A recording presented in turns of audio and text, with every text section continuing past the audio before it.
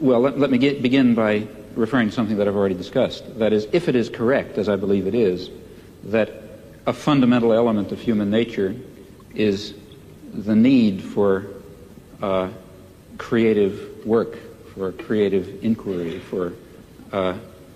for free creation without the arbitrary limiting effects of coercive institutions, then, of course, it will follow that a decent society should maximize the possibilities for this fundamental human characteristic to be realized. That means trying to overcome the elements of repression and oppression and destruction and coercion that exist in any existing society, ours, for example, as a historical residue.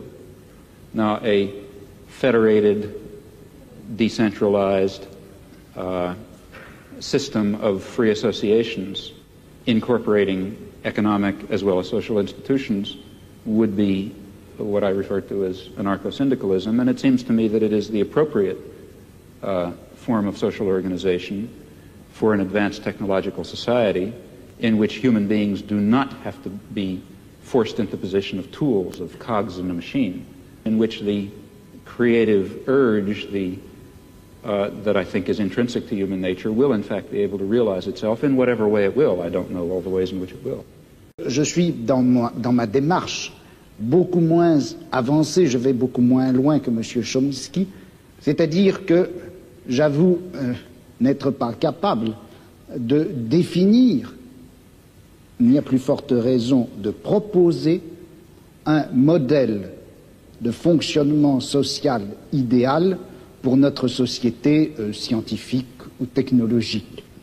En revanche, une des tâches qui me paraît urgente, immédiate, avant même toute autre chose, c'est celle-ci. On a l'habitude, du moins dans notre société européenne, de considérer que le pouvoir, il est localisé entre les mains du gouvernement et il s'exerce par un certain nombre d'institutions bien particulières qui sont l'administration, en France on appelle ça préfectorale, enfin je ne sais pas comment on dit ailleurs, l'administration, la police, l'armée. On sait que toutes ces institutions-là sont faites pour transmettre les ordres, les faire appliquer et punir les gens qui n'obéissent pas. Mais je crois que le pouvoir politique, il s'exerce encore, il s'exerce en outre, de plus, par l'intermédiaire d'un certain nombre d'institutions qui ont l'air comme ça de n'avoir rien de commun avec le pouvoir politique, qui ont l'air d'en être indépendantes et qui ne le sont pas.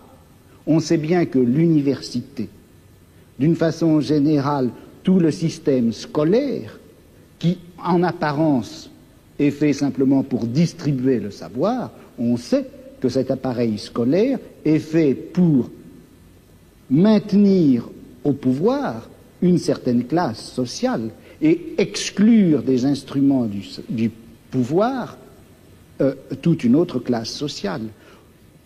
Quelque chose comme la psychiatrie, qui en apparence aussi n'est destinée qu'au bien de l'humanité et à la connaissance des psychiatres, la psychiatrie est encore une certaine manière de faire peser un pouvoir politique sur un groupe social. La justice également. Bon, et il me semble que la tâche politique actuelle dans une société comme la nôtre, c'est de critiquer le jeu des institutions apparemment les plus neutres et les plus indépendantes, de les critiquer, de l'attaquer de telle manière que la violence politique qui s'exerçait obscurément en eux surgisse et pour qu'on puisse lutter contre elle.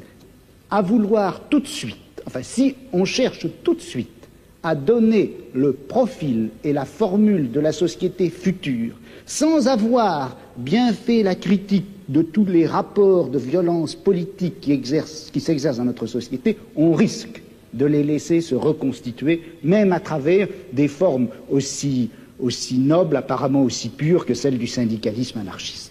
Yes, I would certainly agree with that, not only in theory but also in action. That is, there are two intellectual tasks. One, and the one which I was discussing, to try to create the vision of a future just society.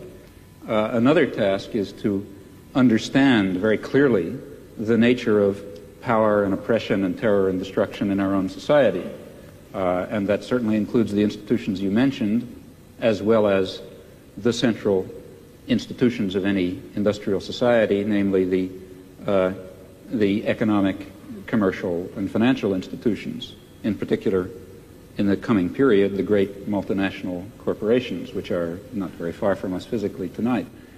Those are the basic institutions of oppression and coercion and autocratic rule that appear to be neutral. After all, they say, well, we're subject to the democracy of the marketplace. Still, I think it would be a great shame to lose or to put aside entirely the somewhat more abstract and philosophical, if you like, task of trying to draw the connections between a concept of human nature that gives full scope to freedom and dignity and creativity and other fundamental human characteristics, and relates that to some notion of social structure in which those properties could be realized, in which meaningful human life could take place. And in fact, if we are thinking of social transformation or social revolution, though it would be absurd, of course, to try to draw out in detail the point that we're hoping to reach, still we should know something about where we think we're going. And such a theory may tell it to us. Oui, mais alors là, est-ce qu'il n'y a pas un danger? Si on dit qu'il existe une certaine nature humaine, que cette nature humaine n'a pas reçu dans la société actuelle les droits et les possibilités qui lui permettraient de se réaliser. C'est bien ce que vous avez dit, je crois. Et si on admet cela, est-ce qu'on ne risque pas de définir cette nature humaine à la fois idéale et réelle, cette nature humaine cachée et réprimée jusqu'à présent, est-ce qu'on ne risque pas de la définir dans des termes que nous empruntons à notre société, à notre civilisation, à notre culture? Vous-même, en commençant, vous reconnaissiez, je crois, qu'on ne savait pas très bien ce que c'était que cette nature humaine. Alors, est-ce qu'il ne risque pas de nous induire en erreur? Vous savez que Mao Tse-tung parlait de nature humaine bourgeoise et de nature humaine prolétarienne, et il considère que ce n'est pas la même chose. Well, you see, I think that in the intellectual domain of political action, that is, the domain of trying to construct a vision of a just and free society on the basis of some notion of human nature, in that domain we face the very same problem that we face in immediate political action. For example, to be quite concrete, a lot of my own activity really has to do with the Vietnam War, and a good deal of my own energy goes into civil disobedience. Well, civil disobedience in the United States is an action undertaken in the face of considerable uncertainties about its effects. For example, it threatens the social order in ways which, let's say, one might argue, bring on fascism. That would be very bad for America, for Vietnam, for Holland, and for everyone else. So there's a danger, that is one danger in undertaking this concrete act. On the other hand, there's a great danger in not undertaking it. Namely, if you don't undertake it, the society of Indochina will be torn to shreds by American power. And in the face of those uncertainties, one has to choose a course of action. Well, similarly, in the intellectual domain, one is faced with the uncertainties that you correctly pose. Our concept of human nature is certainly limited, partial, socially conditioned, constrained by our own character defects and the limitations of the intellectual culture in which we exist.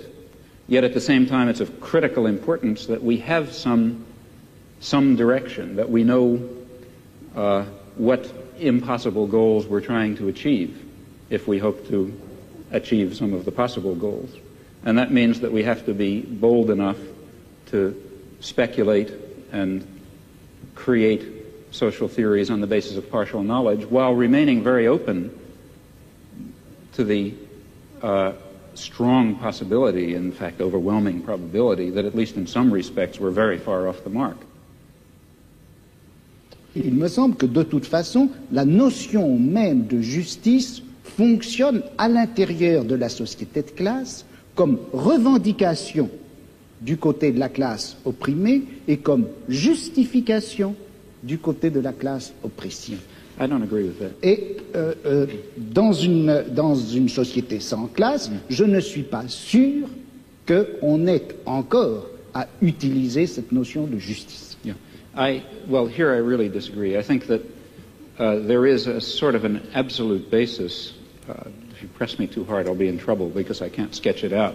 But some sort of an absolute basis ultimately residing in fundamental human qualities in terms of which a real notion of justice is grounded. And I think that our existing systems of justice I think it's too hasty to characterize our existing systems of justice as merely systems of class oppression. I don't think that they are that. I think that they embody systems of class oppression, and they embody elements of other kinds of oppression. But they also embody a kind of a groping towards the true humanly valuable concept of justice and decency and love and kindness and sympathy and so on, which I think are real. Je dirais simplement ceci. Je ne peux pas m'empêcher, contrairement à ce que vous pensez, je ne peux pas m'empêcher de croire que cette notion de nature humaine, cette notion de bonté, de justice, d'essence humaine, de réalisation de l'essence humaine, tout ça, ce sont des notions et des concepts qui ont été formés à l'intérieur de notre civilisation, dans notre type de savoir, dans notre forme de philosophie, et que par conséquent, ça fait partie même de notre système de classe, et qu'on ne peut pas, aussi regrettable que ce soit, on ne peut pas faire valoir ces notions pour décrire ou justifier un combat qui doit en principe bouleverser les fondements mêmes de notre société. Il y a là une extrapolation dont je n'arrive pas à trouver la justification historique.